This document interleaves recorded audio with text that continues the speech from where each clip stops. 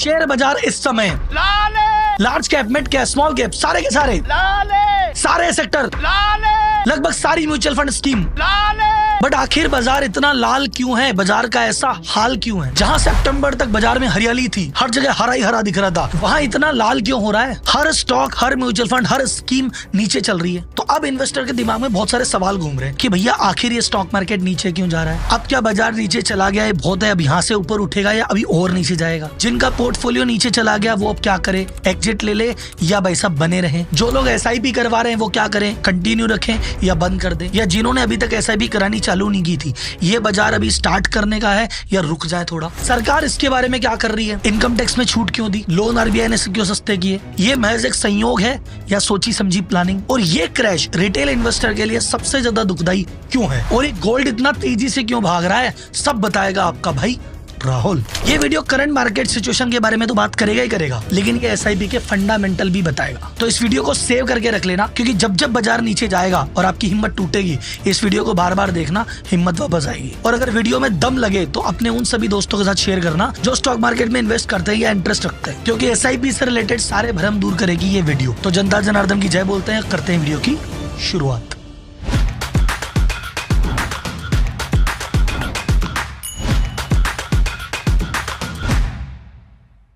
सबसे पहले भी देखते हैं स्टॉक मार्केट में आज की डेट में चल क्या रहा है। भारत में 1 बिलियन से ऊपर की वैल्यूएशन वाले 528 स्टॉक हैं। उनमें से 412 स्टॉक नेगेटिव में चल रहे हैं, यानी 80% कंपनीज। ये 20% या उससे भी ज्यादा डाउन है। और इसमें से 19 कंपनियां तो ऐसी है भाई साहब जिनकी वैल्यूएशन 50% से लेके 71% तक टूट गई है। आधी से पौनी कंपनी साफ। जैसे एग्जांपल देता हूँ, वारी इन रिन्यूएबल टेक 71% डाउन है, रेमंड 60% डाउन है, ओला इलेक्ट्रिक 60% डाउन है। अजी छोड़ो बाकी सबकी, मोटा भाई देश की सबसे बड़ी कंपनी वो 25% डाउन है। अच्छा आप बोलोगे तो बड़े की बात है राहुल जी, मिड कैप वाले थोड़े बचे होंगे तो बड़े लोग तो निमट गए, बीच वाले थोड़े बचे होंगे। भारत में 500 करोड़ से ऊपर की वैल्यूएशन वाली 4000 कंपनियां हैं BSE में लिस्टेड, उसमें से 1000 से ज्यादा कंपनियां माइनस में चल रही है। और ये जो फिगर है इनके ऑल टाइम हाई से कंपेयर करके मैं बता रहा हूँ, जो 52 वीक का हाई बनाया है उससे कंपेयर करके बता रहा हूँ। सिर्फ 2025-25 में बाजार के 33 लाख करोड़ साफ हो गए। और भी 2025 में टाइम ही क्या हुआ है, 1.5 महीना टोटल हुआ है। निफ्टी 50 12% डाउन है, और निफ्टी नेक्स्ट 50 यानी 51 से लेकर 100 तक की कंपनी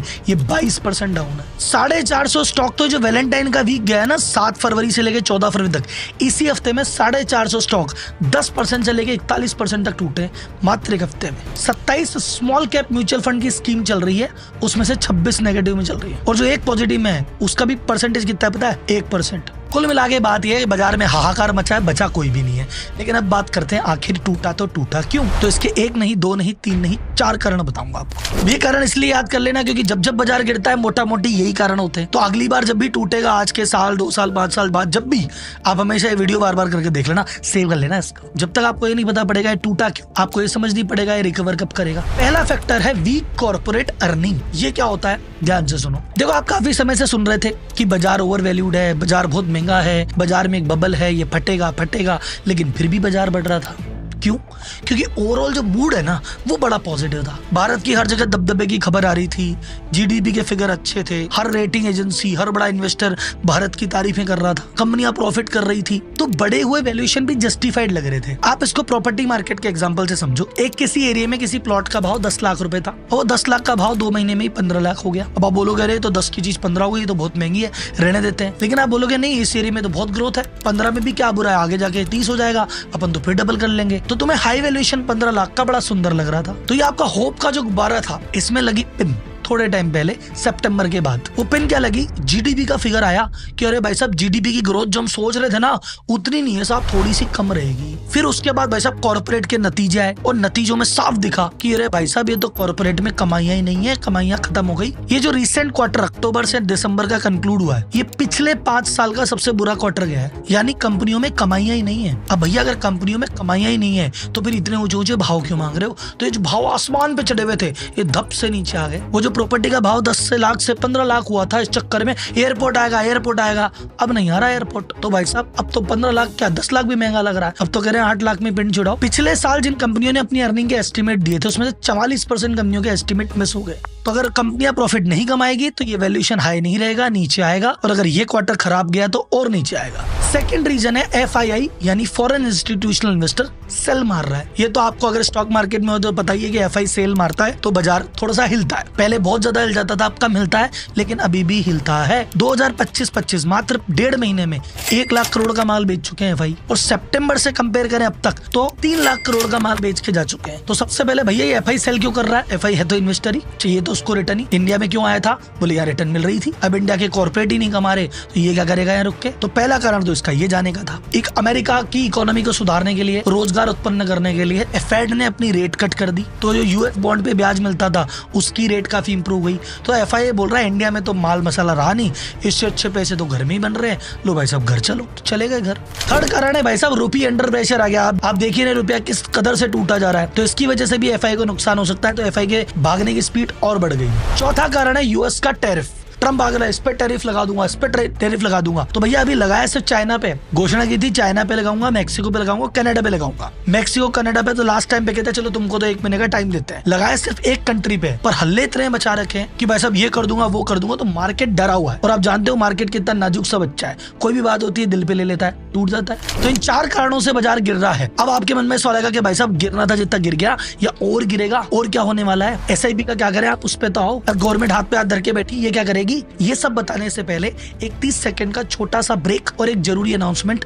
अगर आप व्यापारी हो तो अगर आप व्यापारी हो और आपको employ, sale, marketing, finance related कोई दिक्कत आ रही है कि भाई साहब टीम मिल नहीं रही या काम नहीं कर रही या आप बहुत ज्यादा बिजी हो या प्रोडक्ट नहीं बिक रहा या प्रॉफिट नहीं हो रहा या लोन में डूब गए, कुछ भी हो रहा हो, तो टेंशन नहीं लेने का। आपको ये चीजें क्यों हो रही है और ये चीजों का उपाय कैसे होगा, उसके लिए मैं एक फ्री मास्टर क्लास कर रहा हूँ, व्यापारी टू CEO आरंभ, जिसका सिंपल सा उद्देश्य है कि हर एक व्यापारी CEO के जैसे सोचे और आपकी यात्रा का आरंभ हो। तो रजिस्ट्रेशन का लिंक डिस्क्रिप्शन में है, आप वहाँ रजिस्टर कर लेना। अब आते हैं अपने मेन टॉपिक पे। तो आपका सवाल क्या बाजार ऐसे ही गिरता रहेगा? अनफॉर्चुनेटली आंसर है हाँ, ऐसे ही गिरता रहेगा। हो सकता है कोई बहुत बड़ा करेक्शन ना आए, पर हाँ छोटा मोटा करेक्शन आने की संभावना से कोई इनकार नहीं है। और रिकवरी अगर आप सोच रहे हो कि यहाँ से वापस जहां थे हम फट से पहुंच जाएंगे, फट से नहीं पहुंचोगे। जहां थे वहां पे वापस आने में भी 12 से 18 महीने और लगेंगे। और जी ऐसा क्यों बोल रहे हो? देखो साहब, 2 बात है। अगर एक्सटर्नल फैक्टर की बात करूं तो ट्रम्प का तो आप क्या कर लोगे, मैं क्या कर लूंगा, वो तो रोज बयान देता है, बाजार ऊपर नीचे हो जाता है। और टैरिफ लगाने की सूचना पे बाजार इतना हिला हुआ है, जब वो वास्तव में टैरिफ लगा देगा और उसके रिजल्ट जब क्वार्टर में दिखने लगेंगे तब क्या होगा।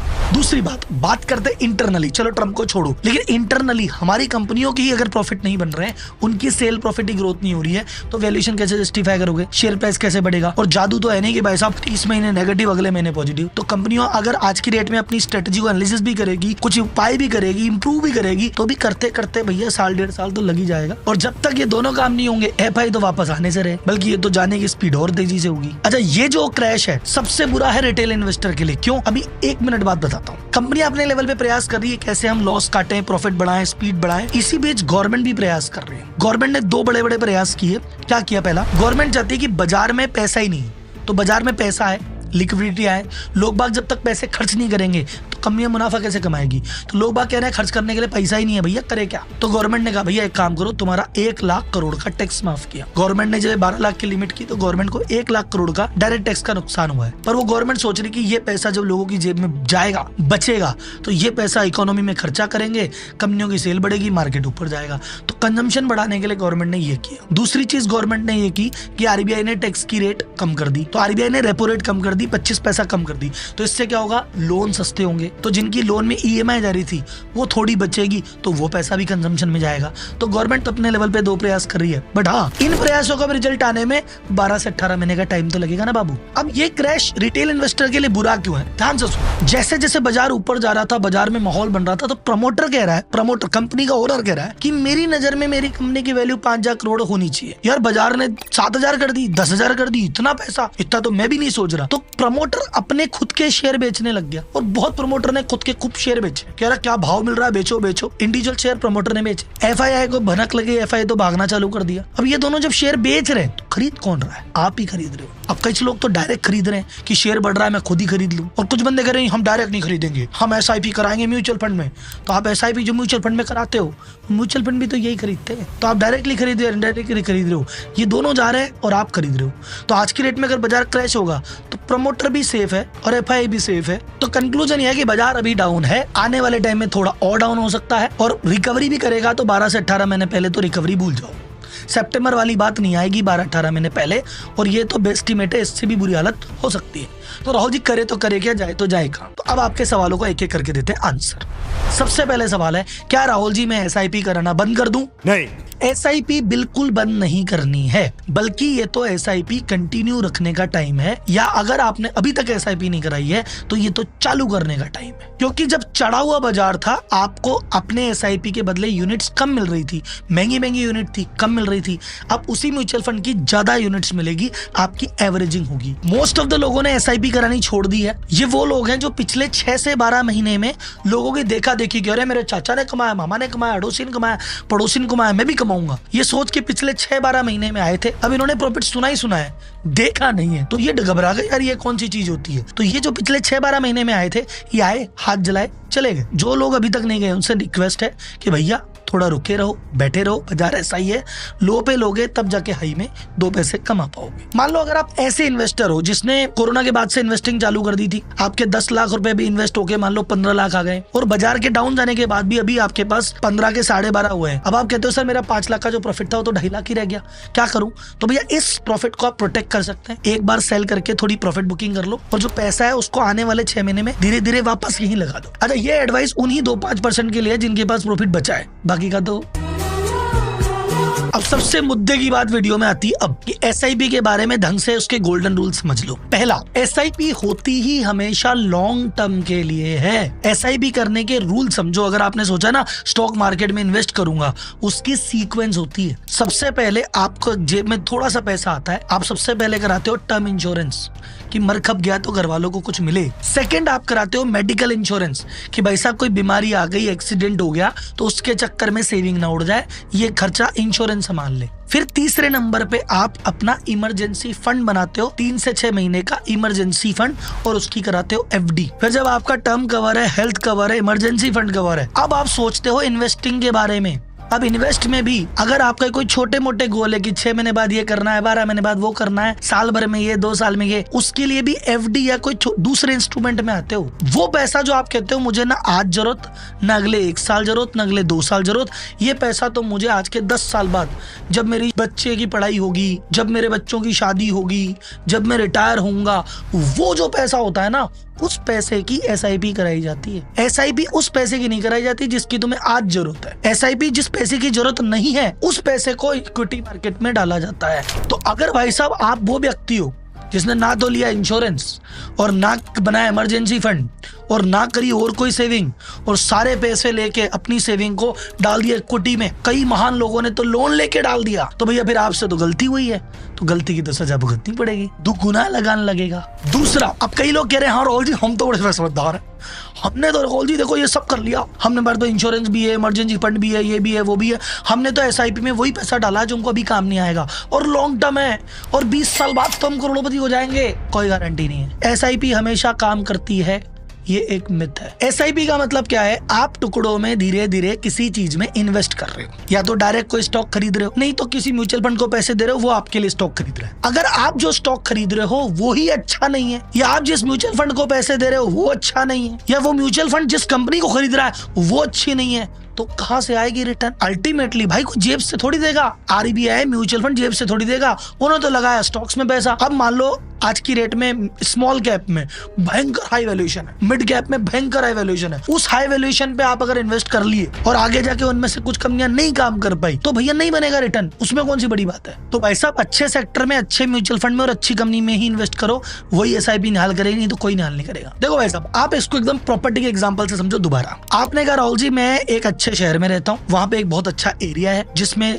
थोड़ी थोड़ी ग्रोथ हो रही है और आगे मुझे बहुत अच्छी ग्रोथ दिख रही है, वहां पे मैं रेगुलर बेसिस पे साल में एक बार प्रॉपर्टी खरीदना चालू कर देता हूँ। ठीक है, एक अच्छे बिल्डर के साथ मिलके अच्छी प्रॉपर्टी खरीद रहा हूँ, और हर साल मैं दिवाली पे प्रॉपर्टी खरीदता हूँ, जो भी भाव, कभी भाव ऊंचा होता है, कभी भाव नीचा होता है, लेकिन अल्टीमेटली धीरे धीरे करके मेरे पास काफी जमीन हो गई, अच्छे भाव हो गए, और 20 साल बाद मैं बहुत अच्छी रिटर्न के साथ बाहर निकल जाऊंगा। आपकी स्ट्रेटजी आपकी सही है, एकदम सही है। लेकिन अगर आप मुझे बोलते हो कि सर मैं जिस शहर में बैठा हूँ, जिस एरिया में इन्वेस्ट कर रहा हूँ, उस एरिया में ग्रोथ ही नहीं हो रही, 20 साल से वैसा का वैसा है, तो वहां पे कितनी जमीन खरीद लो, उससे कुछ होगा क्या? या उस एरिया में हाँ थोड़ी बहुत ग्रोथ तो हो रही है, पर आपने जिस बिल्डर से प्लॉट लिया है वो बिल्डर थोड़ा सा गड़बड़ है साहब, वो आपने माल ही नहीं दिया है, कुछ लीगल डिस्प्यूट में फंसा दिया, आपको ग्रोथ होगी? या उस एरिया की ग्रोथ इसलिए हो रही थी क्योंकि वहां पे अनाउंस हो गया कि एयरपोर्ट आने वाला है, ये होने वाला है, हाईवे निकलने वाला है, इसलिए ग्रोथ हो रही थी।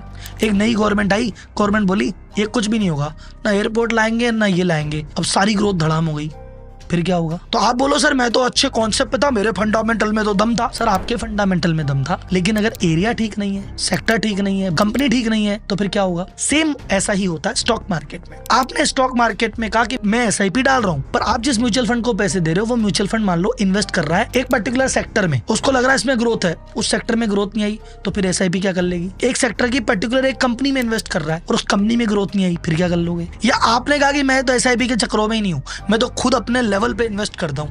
आप अपने लेवल पे आपने कुछ सेक्टर या कुछ स्टॉक आइडेंटिफाई किए, उनमें पैसा लगाया, वो नहीं परफॉर्म किया, तो क्या कर लोगे? तो रेगुलर बेसिस पे जब भी आप SIP किसी म्यूचुअल फंड में कराओ, रेगुलर बेसिस पे आप ये देखते रहो कि उस म्यूचुअल फंड का फंड मैनेजर कौन है, उसकी एक्सपीरियंस क्या है, उसकी अप्रोच क्या है, वो किस सेक्टर में लगा रहा है, कहीं ज्यादा तो नहीं लगा रहा, कुछ रिस्क तो नहीं ले रहा। अगर आपको वहां लगता है तो आप समय समय पे 2-3 साल में एक बार बैठ के अपना म्यूचुअल फंड को रिव्यू करके आप एक म्यूचुअल फंड से दूसरे म्यूचुअल फंड में शिफ्ट हो सकते हो। बट हाँ, ये सोच के मत शिफ्ट हो जाना कि जैसे आपने कहा अरे यार मैंने इसकी रिटर्न देखी 15% की रिटर्न थी और उस फंड में घुसा, अरे इस साल इसकी तो 7% ही आई, अब की बार इसकी 15 है, ये 7 वाला बेच के 15 वाला लेता हूँ, अगले साल उसकी 7 आ जाएगी। तो ऐसे घूमते रहोगे तो कुछ नहीं आएगा।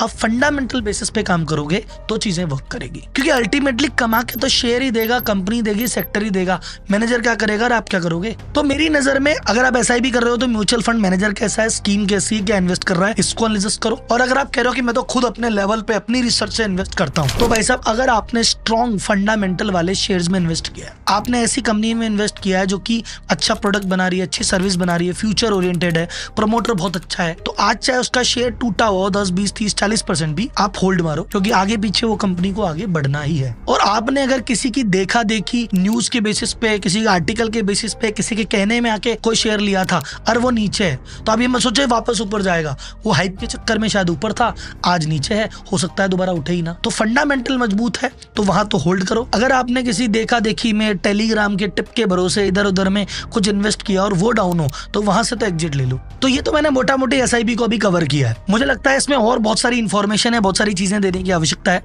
अगर आपको भी ऐसा लगता है कि एक मास्टर क्लास या एक कोर्स इस पे और आना चाहिए, तो मैं एक लिंक दे रहा हूँ, कमेंट बॉक्स में आपका इंटरेस्ट दिखाइए। अगर मुझे 2-5 हजार लोगों का इंटरेस्ट दिखा तो इस पे एक डेडिकेटेड मास्टर क्लास या कोर्स आपके लिए मैं जरूर लेके आऊंगा। अब चलते हैं भाई साहब आपके उस सवाल पे कि अगर बाजार नीचे और हमें अल्टरनेट इन्वेस्ट करना है तो कहाँ करें, और ये गोल्ड तेजी से क्यों भाग रहा है। तो भाई साहब गोल्ड का सीधा सा रूल बता रहा हूँ आपको, ये ट्राइड एंड टेस्टेड है, मतलब मैं पर्सनली इसको 10-15 साल से फॉलो कर रहा हूँ, ठीक है।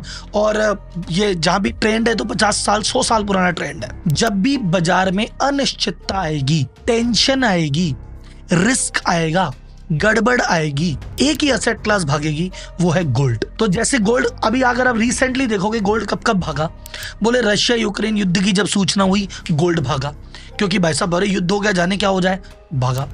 जब इजराइल का युद्ध हुआ तब गोल्ड भागा। अभी ट्रंप ने कह रखा टैरिफ लगा दूंगा, ये लगा दूंगा, बाजार में अनिश्चितता, बाजार में घबराहट है, गोल्ड भागा। बाजार के साथ कुछ भी हो सकता है, एक हफ्ते में कितना भी नीचे आ सकता है, लेकिन गोल्ड के साथ एक चीज है, इमरजेंसी में काम आने वाली चीज यही है। तो जब भी आपको बाजार में कोई भी चीज लगे कि अरे यार कोई बीमारी आ गई, कोई वायरस आ गया, कोई युद्ध आ गया, कुछ गड़बड़ हो गई, उससे पहले गोल्ड खरीदना चालू कर देना, गोल्ड भागता ही भागता है। फाइनली 100 बातों की एक बात, मैं हर बात हमेशा मेरी बिजनेस कोचिंग में भी कहता हूँ कि वैसा पैसा कमाना है सबको, वो है लक्ष्मी, और लक्ष्मी के लिए भैया आपको चाहिए सरस्वती। अगर आपको नॉलेज है बिजनेस की तो उसमें पैसा है, स्टॉक मार्केट की नॉलेज है तो उसमें पैसा है। अब बिना नॉलेज के कुछ भी करोगे तो भैया लक्ष्मी रूठ जाएगी, जो है वो भी ले जाएगी, कर्जे में फंसा जाएगी। तो किसी भी कंपनी में इन्वेस्ट करने से पहले खुद की नॉलेज में इन्वेस्ट करो। अगर आप व्यापारी हो तो भैया आपके लिए फ्री मास्टर क्लास है, उसमें रजिस्टर कर लेना, भूलना मत। और अगर आपको कोर्स चाहिए स्टॉक मार्केट या SIP पे तो एक फॉर्म और भर देना, ताकि मुझे पता पड़े कि भाई लोग इंटरेस्टेड हैं, तभी तो बनाऊं। तो अगली वीडियो में फिर मिलेंगे, तब तक के लिए धन्यवाद, जय हिंद।